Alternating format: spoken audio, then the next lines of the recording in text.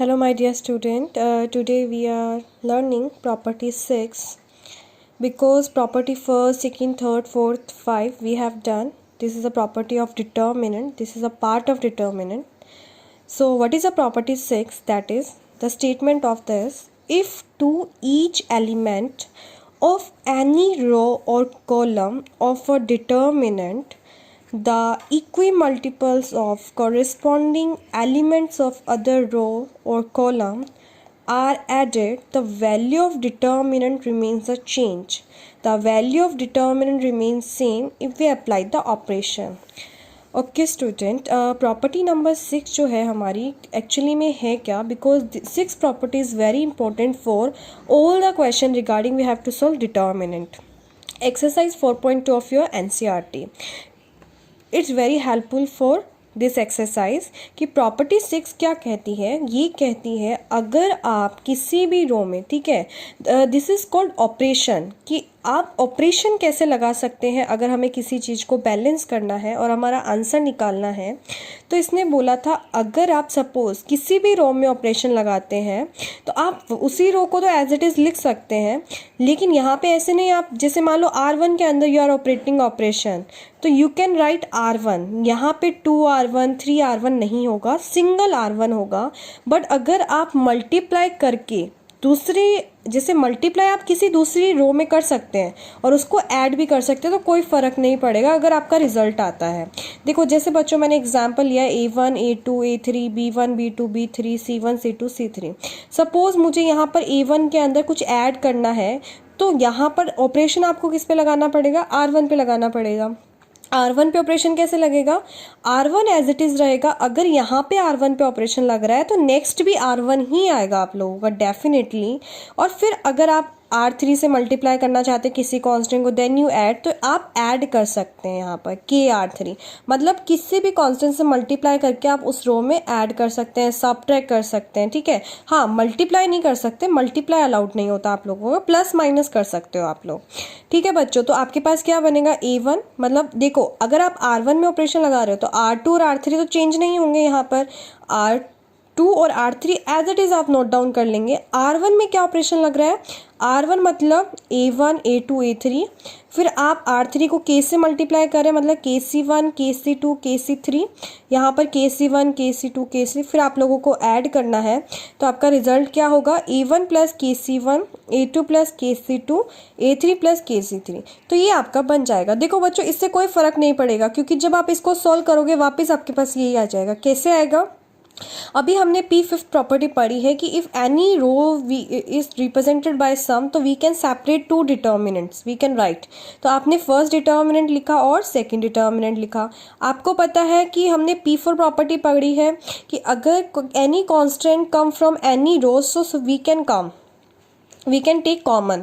तो K आप लोग ले सकते हैं कॉमन. तो यहाँ पर क्या आएगा, K एज इट इज़ आएगा, C1 C2 C3 ये रहेगा, और ये दोनों सेम है तो ये ऑटोमेटिक ज़ीरो हो जाएगा. आप वापस किस पे पहुँच जाओगे, जहाँ पर आप शुरू हुए थे. तो कहने का मतलब है प्रॉपर्टी जो 6 है आप लोगों की, वो आपके डिटर्मिनेंट को सॉल्व करने के लिए हेल्पफुल होती है, क्योंकि प्रॉपर्टी 6 से ही हम कुछ ना कुछ ऑपरेशन लगा के उसको अपने अकॉर्डिंग डिटर्मिनेंट को बनाते हैं. ठीक है, shall we do one question on the basis of all property, how do we solve with the using of this properties. Okay dear, my first question is, that is prove that a to a this is a determinant is equal to a cube. आप लोगों को क्या करना है, यहाँ पर ये determinant की value a cube equal to proof करनी है आप लोगों को. ठीक है, तो देखो बच्चों जो मैं स्टेप्स बोल रही हूँ आपको वही स्टेप्स रखना है. यहाँ पर क्या रखना है, सबसे पहला can we take common from any step. First तो you have to select one side. Obviously we will do trigonometric question in 11th class. Okay, तो we always select first side. तो I am selecting left hand side. Left hand side means this determinant. Can we, our first step is that कि can we take common from this determinant. आप इसमें से कोई भी determinant की किसी भी रो किसी भी कॉलम में कॉमन ले सकते हैं क्या आप लोग. कॉलम आप बोल रहे हो कि मैम यस, कॉलम में से हमारे पास A कॉमन आ रहा है तो हम निकाल सकते हैं, क्योंकि अभी हमने P4 प्रॉपर्टी रीड की है कि अगर any element we can take common, we can take it. तो ए बाहर आ गया, हेयर इज 1 2 3 और बाकी एज इट इज रहेगा, बाकी किस पे फर्क नहीं पड़ेगा क्योंकि डिटर्मिनेंट एक ऐसा होता है जिसके अंदर अगर आपका किसी भी सिंगल रो सिंगल कॉलम से कॉमन आता है तो आप ले सकते हैं उसको। ओके, नाउ नेक्स्ट इज, अब देखो बच्चों आपको एक चीज़ बता दूं वो भी इम्पॉर्टेंट है, किसी भी डिटर्मिनेंट को सॉल्व करते वक्त हमें यहाँ पर 1 0 0 बनाना होता है, ठीक है। आप एक्सपेंड करोगे लेकिन अगर आप सपोज इस रो फर्स्ट रो से यू आर डूइंग एक्सपेंडिंग तो we have to make 0 0 also here, या you have to expand first row तो 1 0 0 होनी चाहिए यहाँ पर, तभी आप उसको एक्सपेंड कर सकते हो। अदरवाइज आप जैसे हमने डिटर्मिनेंट थर्ड का सीखा था एक्सपेंड करना, वैसे नहीं कर सकते आप लोग इसको। अब देखो बच्चों मुझे यहाँ पे क्या बनाना पड़ेगा आप लोगों के लिए, यहाँ पे मुझे करना पड़ेगा 0 बनाना पड़ेगा और 3 को भी 0 बनाना पड़ेगा। तो now I am using identity या I am using operation on R2। अब R2 यहाँ पर 2 0 कैसे होगा भाई, 2 को 0 करना है तो नॉर्मल सी बात है with the help of this 1, तो 1 को अगर मैं 2 से मल्टीप्लाई करके माइनस कर दूँ तो आंसर 0 आ जाएगा ना। तो वही बात है, आप R2 पे ऑपरेशन लगा रहे हो, R2 मतलब R2, तो यहाँ पे भी R2 लिखना पड़ेगा हम लोगों को। We can not write here 2 1 3, कुछ नहीं लिख सकते, अगर R2 पे ऑपरेशन लगाया है that's means we have to write R2 यहाँ लिखा। अब नॉर्मल सी बात है 1 को कितने से मल्टीप्लाई करें कि 2 आ जाए, तो we have to multiply by 2 R1 और माइनस करेंगे तब इस प्लेस पे क्या हो जाएगी आप लोगों के पास 0 हो जाएगी, ठीक है। एक चीज ध्यान रखना बच्चों, अगर if you are using operation on R2 तो R1 and R3 will be same, R1 R3 पे कोई फर्क नहीं पड़ेगा, 1 a plus b plus c I am writing here, और R3 भी आप लोग लिख देंगे। अब R2 माइनस 2 R1 को कैसे किया था देखो बच्चों, मैंने यहाँ पे बताया भी है। सबसे पहले R2 लिख दो आप लोग, R2 लिखना ना यहाँ पे 2 3a plus 2b 4a plus 3b plus 2c लिख दिया। अब आपको R1 को 2 से मल्टीप्लाई करना है, मतलब 2a plus 2b 2a 2b 2bc, ये हम लोगों ने लिख दिया।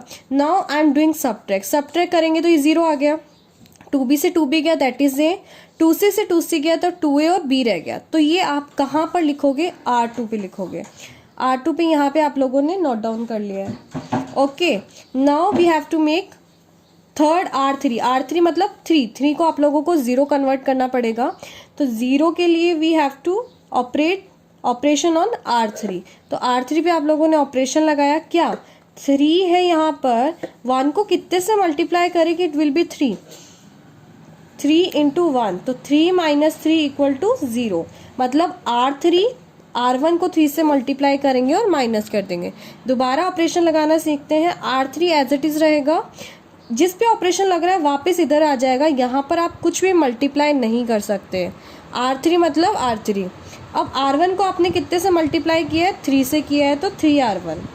देखो बच्चों R3 पे ऑपरेशन ऑपरेट कर रहे हो तो R1 R2 will not be change, R1 as it is I have return, R2 also I have return, but R3 मतलब 3 6a प्लस 3b 10a 6b 3c I have return here, and 3R1 को 3 से multiply करके भी मैंने यहाँ पे लिख दिया है।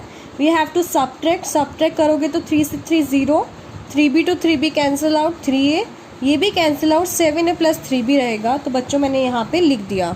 Now you can expand this determinant, क्योंकि बिकॉज वी हैव मेड 1 0 0, आपको 1 0 0 तो बनाना ही पड़ेगा।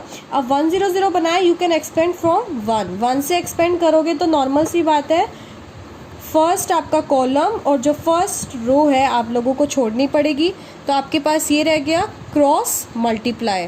तो क्रॉस मल्टीप्लाई करेंगे तो आपके पास आंसर कितना आएगा, दैट इज a क्यूब।